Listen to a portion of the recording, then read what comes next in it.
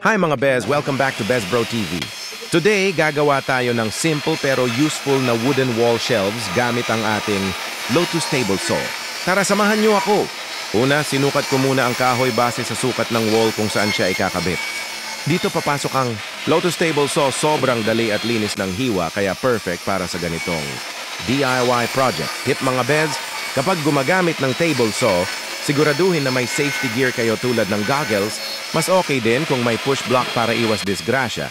Gumagamit ako ng push block kapag maliit pa dyan ang pinuputol ko.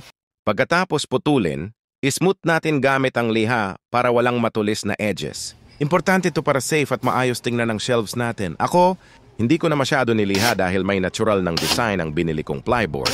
Ngayon, i-assemble na natin gamit lang ng power tool drill at bracket. Madali na siyang i-mount sa wall.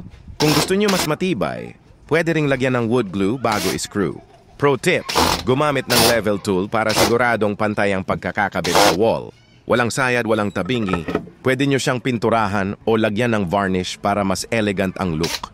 Ako, simple lang, di ko na pininturahan, lagayan lang ng mga stocks ko sa tindahan. Pero kung gagamitin niyo para display shelves, mas maganda kung matching ang kulay sa theme ng kwarto o sala. Eto na mga Bez, tapos na. Isang functional at magandang wooden shelves para sa wall gamit ang Lotus Table Saw.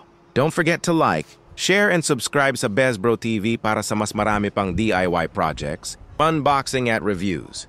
Kita Kits!